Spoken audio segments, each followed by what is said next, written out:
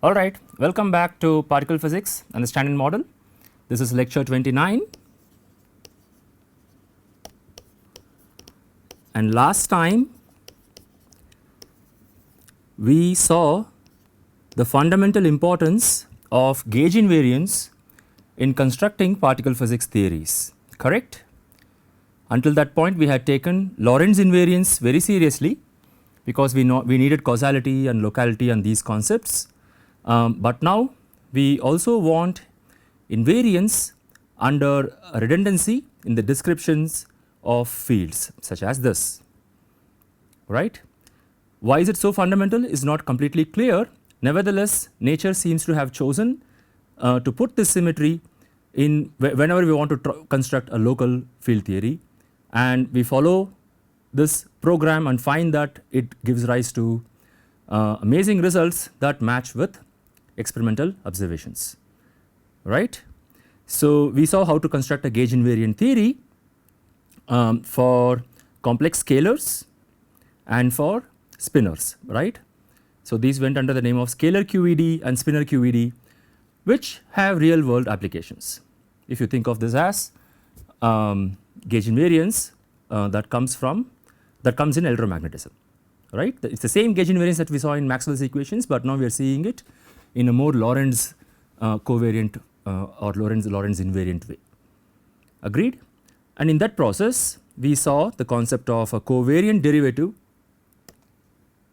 right, where the derivative itself redefined this way, where we put in the force carrier, the photon in this case, as part of the entire derivative that we put into the kinetic term. The derivative itself transforms like a field under gauges, correct. And we also saw how the photon actually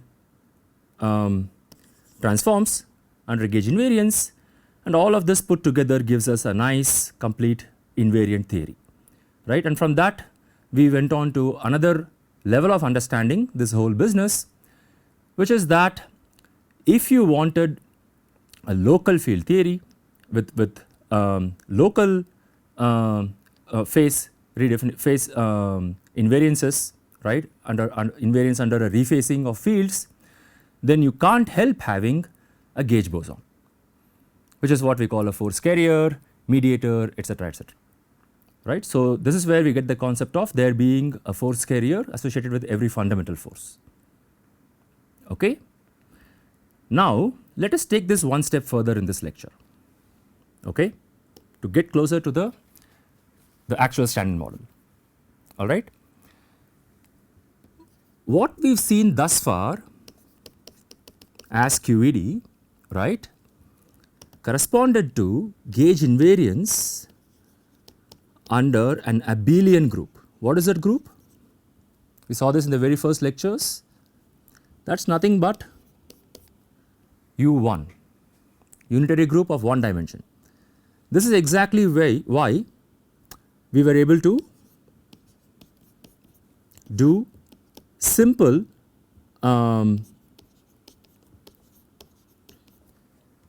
refacings of the field and call them the gauge transformations, correct. To distinguish this U1 from other U1s, I like to put the subscript EM, okay, just to avoid all confusions, right. But of course, we saw when we introduced group theory that there are also non-abelian groups, right.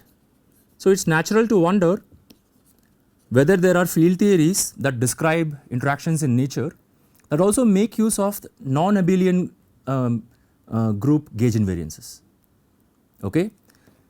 And it turns out that is indeed the case for the weak interactions and the strong interactions, okay. So, in physics, when you apply a non-abelian group and that is the symmetry of the theory, we call that Yang-Mills theories, okay. The reason they get their own name, it is not a very trivial thing. When you have non-abelian groups, there are lots of problems that you would run into, and this is what held people back historically from exploring non-abelian groups. They knew there were non-abelian groups. They already had discovered QED, but Yang-Mills comes with its own set of physical problems, and we'll see some of them along the way. Okay. So how do Yang-Mills theories work? It's the simplest generalization of a transformation like this. Okay. All I'm going to do now is, instead of writing it as a phase, as long as my fundamental field is invariant under a transformation like this, okay, where it doesn't always have to be the case, but then we're dealing with complex fields, so might as well call this a complex matrix. In fact, it is a unitary matrix. Okay.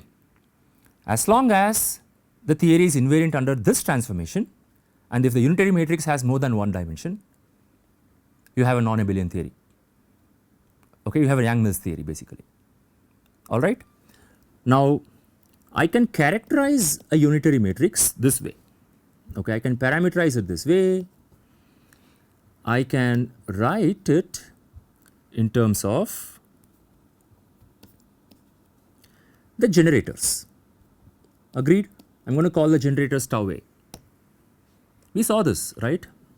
In Lie groups, you can populate the entire group using the generators. This is exactly what we did last time when we did Lie groups, correct? So the tau A's are the generators of the particular group that we are thinking about. For example, what is it for SU2? It's the Pauli matrices, correct? With a factor of half. So SU2, the group that we see everywhere. Never forget, whenever you are stuck with these things, always go back to SU2.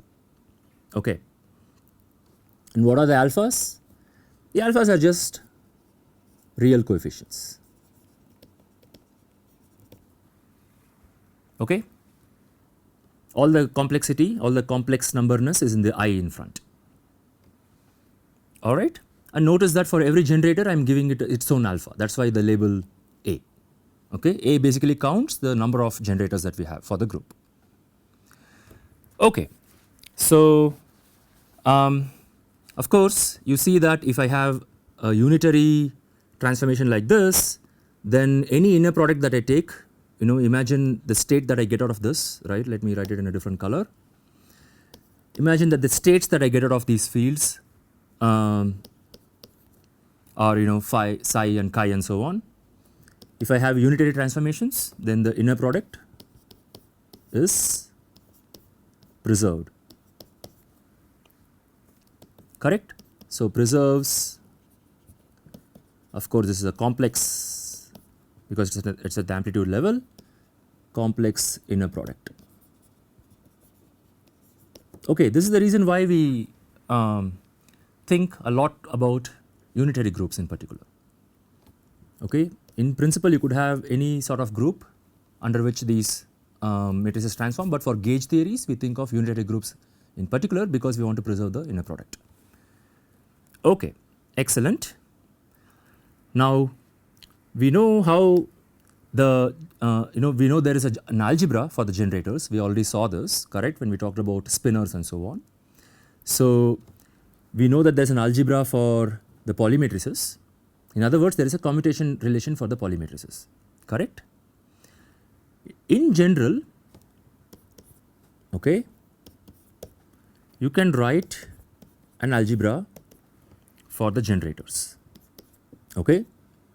So you can always have an I in front, but notice that to get the indices right, I do need another tensor like object in front. I am just going to call it F because that is the conventional notation for that. Alright.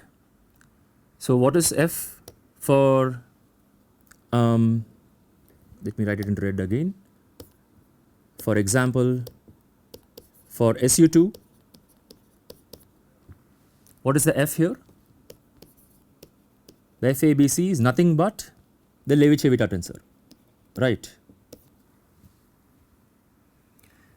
But similarly for any group, for any Lie group, you will have a unique F, okay, and this F, we can give it a name. The FABC is called the structure constant. The structure constant uniquely determines the group that we are talking about, okay. All right, so we will see one other example of a structure constant as we go along the way. For SU3 we will see, okay. Okay, by the way, what is FABC for abelian groups? Obviously the structure constant is 0, right? There is no real generator to talk about, right? So, you know, the generator is just unity, and the commutator vanishes for that, correct? Okay.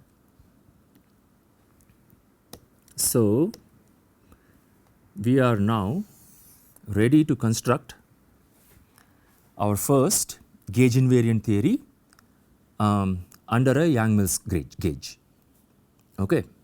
So, Yang-Mills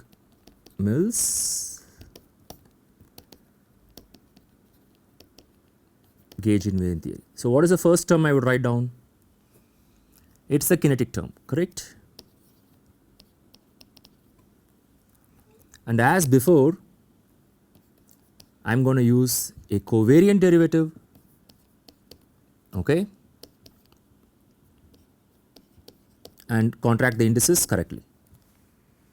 Agreed? And naturally I have started using complex scalars, right, because we are talking about unitary groups already, right, unitary transformations.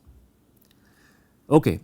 Now you should remember now that since we are talking about matrices, the phi field I have written down is also represented by a matrix, okay. It is no longer just a complex scalar, okay. So it is worth writing down. This is also, think of it as a column matrix, okay, the phi, because we need to transform it under a square matrix, right? Okay, good. What else? That is the kinetic term. What about the kinetic term? This is the kinetic term of the phi field. What about the kinetic term of the associated gauge boson field? Okay, let me just call it A if you want, okay, and then in fact I am going to label the A's with a small a, we will see why. This is also called the Yang-Mills Lagrangian, okay. How about that? This would also look very similar to how we have been writing the QED Lagrangian, the free photon Lagrangian, except with a little more, with a little bit of twist. You see what I have done here? I have put that A index, we saw this A index over here, right, that labeled the generators, right, over here. I put that in because there is, for every A there is a field strength tensor on its own, okay. And again here I have used Einstein summation convention, so that repeated indices are summed over. So the A's are summed over here, okay. So what is this F mu nu? The F mu nu, okay, this is the most important thing now, is this you must be familiar with. The first two terms, okay, let's go back.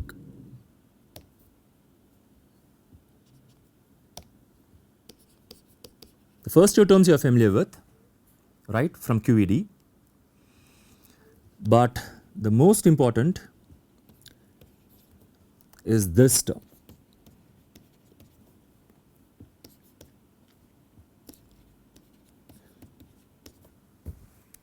Okay. Just like that I have introduced in the field strength tensor itself something like an interaction between to gauge boson fields, right. Notice that this term goes to 0 for abelian theories, right. This is just what we saw in QED, correct. So, where did this come from?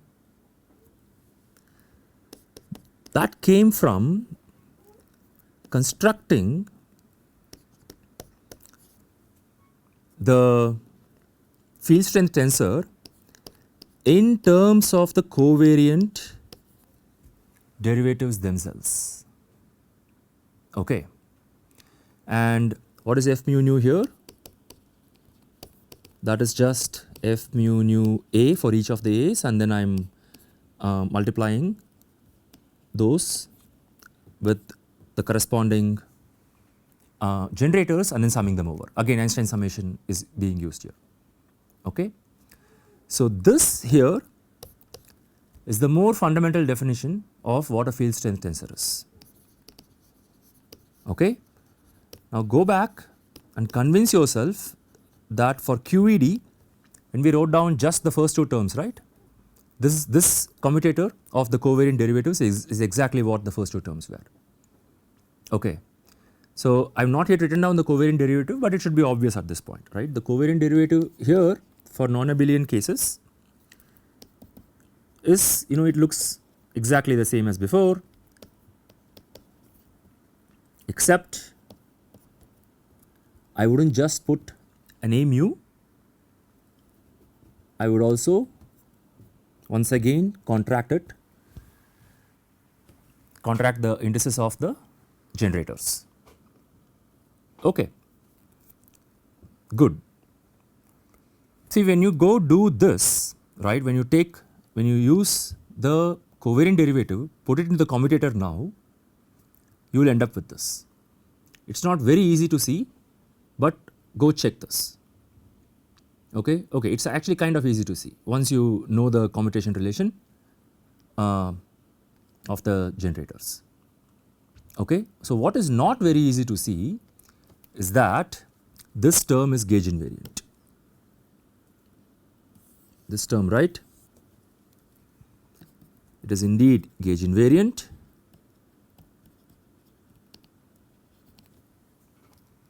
and this you can check for yourself. This is not very trivial, but go do this. Okay, see for yourself that this is indeed a gauge invariant term under the gauge transformations that we just written down. Okay, so that is a homework problem for you. So, let me just give you a hint. To see that, you need to make use of the Jacobi identity. That is the hint. Okay, go look up what the Jacobi identity is if you have forgotten. It is a relation between commutators, it is an associative relation between commutators. Okay, good. So, you can also do this for just infinitesimal transformations. Okay, that should be good enough. All right. So, I have told you the field strength tensor, I have told you the covariant derivative. How do the fields themselves transform? That also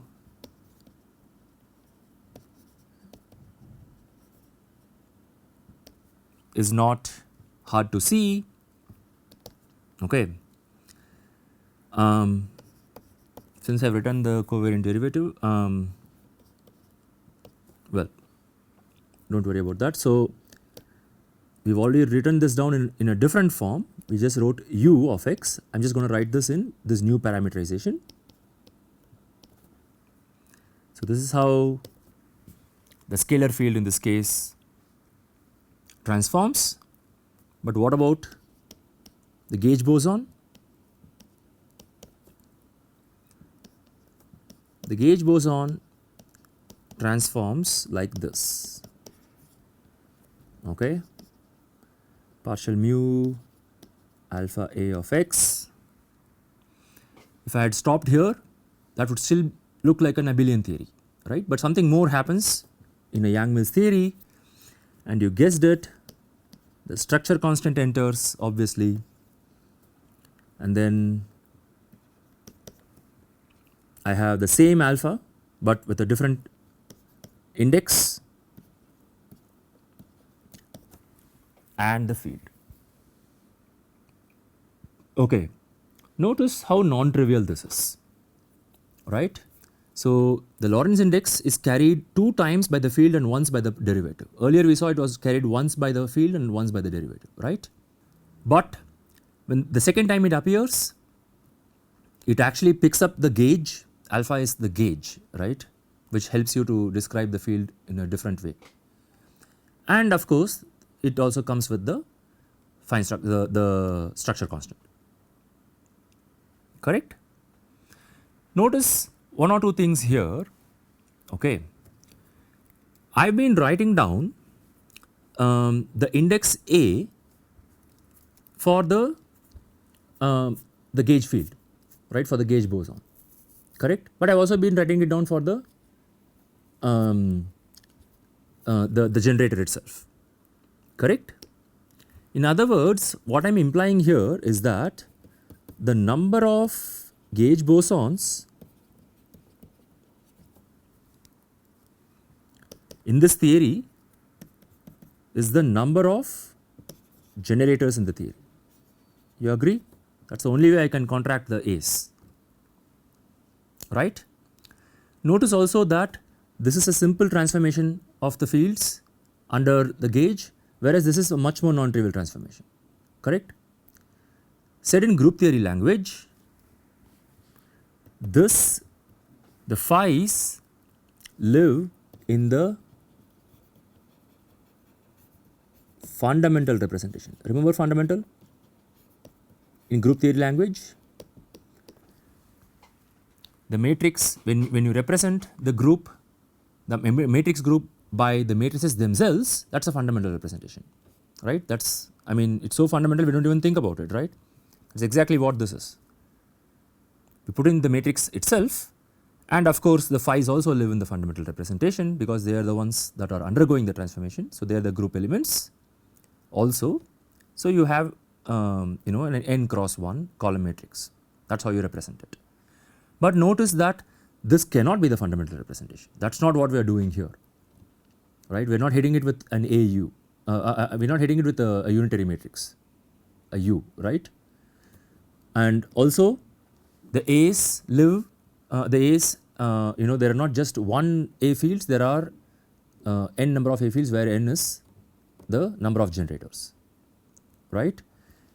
So this is what we call the adjoint representation. The A fields live in a whole other representation of the group, and that is why they transform under the gauge in this unusual way. Okay. Now for a unitary group, let's take an SUN group. Okay. How many generators are there? How can we work this out? Let me give you the answer. The number of generators is n square minus 1 for this SUN. Why is that? So when you start out a unit with a matrix, right, it has 2n elements, right? But then you have this condition, correct, for it being unitary. So that would make it 2n would go to n elements in the first place, right, n independent elements, right? And then we have the determinant of u is 1, right? Oh, by the way, I am sorry, I meant 2n squared. Why n squared? Because it's an n by n matrix, right? And why 2? Because you start out with complex numbers, right? Okay. And then since you set the determinant to 1, that gives you one more constraint, and then you get n square minus 1. Okay. So any unitary matrix can be, this is exactly why any unitary matrix can be written as a combination of n square minus 1 generators. There are n square minus 1 independent elements. Okay, independent, however you want to call it, dimensions or whatever. Okay. Good. Now that would mean the number of gauge bosons is also n square minus 1. can you go back to the first few lectures and think about what this implies for the strong force and the weak force? This tells me that for the weak force, right, which is SU2, I have how many? 2 square minus 1, 3 gauge bosons. What are they called? It is not the W plus W minus and Z, that would come later, okay, after you do the after you do the symmetry breaking, which we will look at, but at this point you just call them W1, W2, W3. Okay. And similarly, the strong force, how many gluons are there? It is 3 square minus 1, which is 8 gluons. Remember we saw all this in the beginning. This is where it comes from, okay. To get your gauge invariance, you are forcing the number of gauge bosons to be the number of generators. Okay, excellent. Notice also that with a kinetic term like this, right, where is the kinetic term? So, with a kinetic term like this, since I have one field sitting in this with this derivative and with this derivative, and then two of these A fields sitting with this derivative, I can now start getting some very interesting vertices, right. For example, I can have, using my W bosons for instance, I can have a vertex like this. I can also have a 4 boson vertex, correct? That is what we are seeing here, right? 2 of these from one field strength tensor and 2 of them from another field strength tensor. And similarly for gluons, I can have a 3 gluon vertex and a 4 gluon vertex. Remember when we started Feynman diagrams, when we started introducing Feynman diagrams, we saw that these interaction vertices were allowed for gluons and W bosons, but not for the photons. This is exactly where it comes from. The fact that you are now in a non-abelian theory or a Yang-Mills theory is exactly what gives rise to these vertices. Okay. Now, let us look at a bit more about the fundamental and the adjoint representation. Okay. So, I was saying that you can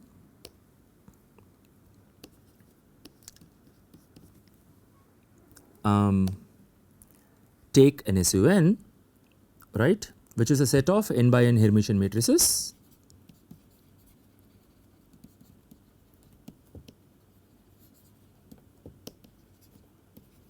with determinant 1, right. So, let us look at a bit more about what do we mean by fundamental representation, and now what I am going to do is take gauge transformations in the infinitesimal limit.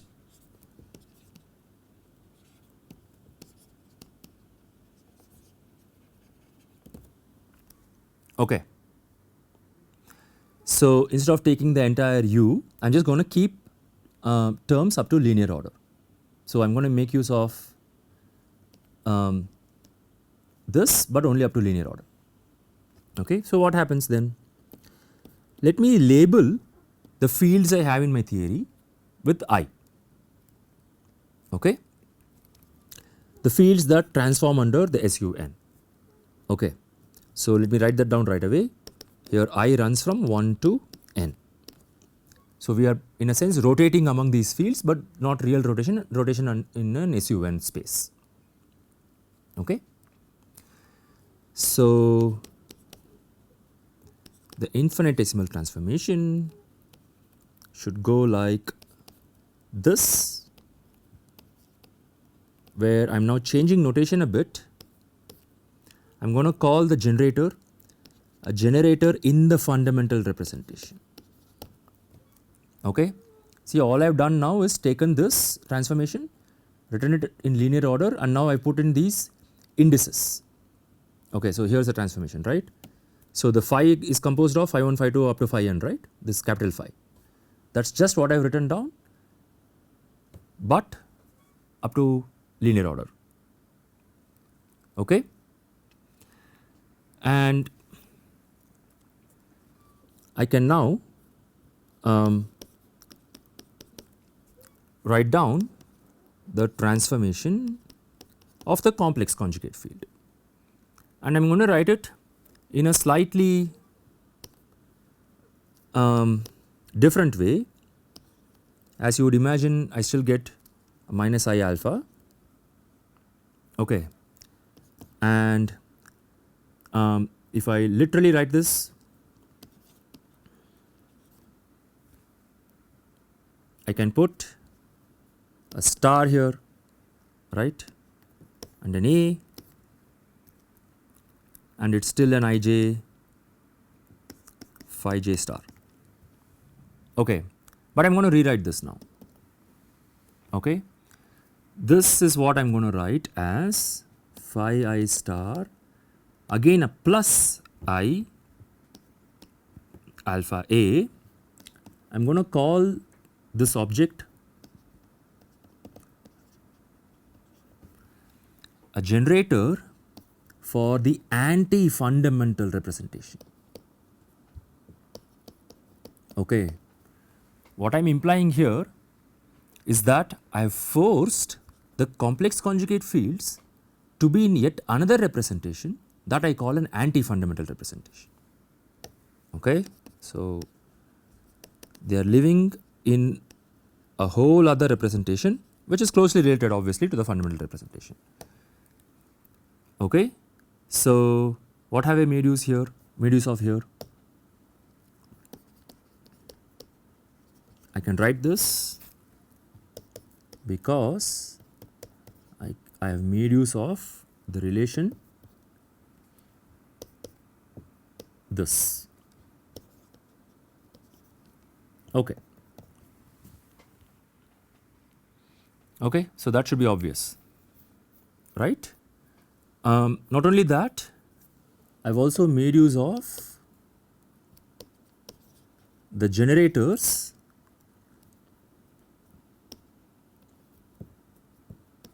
being Hermitian. Okay, so you can go see this. So how do you see this?